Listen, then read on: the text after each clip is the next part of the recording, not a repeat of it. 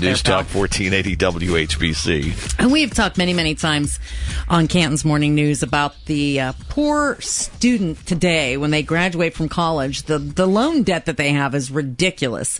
It can be almost overwhelming to many of them. And it is now possibly translating into the home buying market. And on our WHBC Newsline right now, we bring in real estate expert Mark Bloom. Good morning, Mark. Good morning. All right, so is it translating? Are we seeing a problem with these kids who've got this huge loan debt from college and not being able to buy a house for the first time?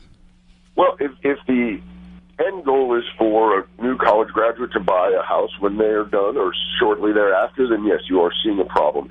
Is it solely the effect of the student debt? No. Is it largely due to that? Yes. I think there's a confluence of a couple factors, one being the student debt, one being general debt the kids are incurring when they're in college has gone way up than it was 10 or 15 years ago with credit cards, the availability of credit cards, and just the general cost of living when you're in college.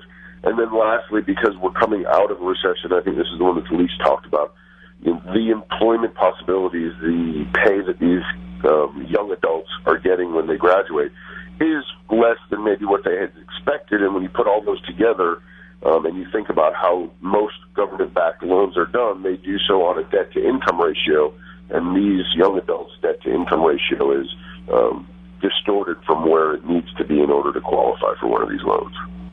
All right. Do you think that buying a home is still that American dream for kids in that generation? I mean, is that something that they still want to do?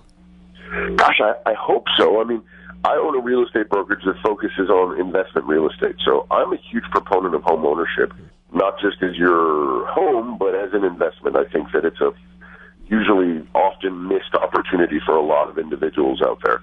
That said, I do think that these kids want to buy houses.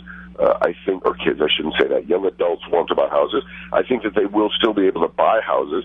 There will be some negative effect. I don't think it's the death knell for a real estate market that some might want to push it to be.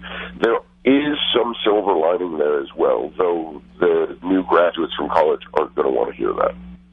All right, and I'm also wondering, okay, so what is the general outlook of the housing market right now, taking all of this stuff into account? I mean, of course. What does it look like right now?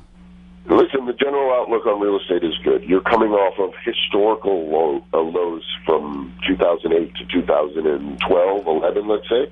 So there really is not a whole lot of downward room left to go. You're coming off of a trough. Everything is cycles, particularly in real estate. And so you're going to have a good run of slow, steady appreciation, barring any catastrophic financial disasters that could possibly happen. The real estate market is relatively stable. What I said earlier about a possible silver lining, for lack of a better term, these are first-time buyers, and that creates the bottom of the market. But when they're not able to buy, they have to rent.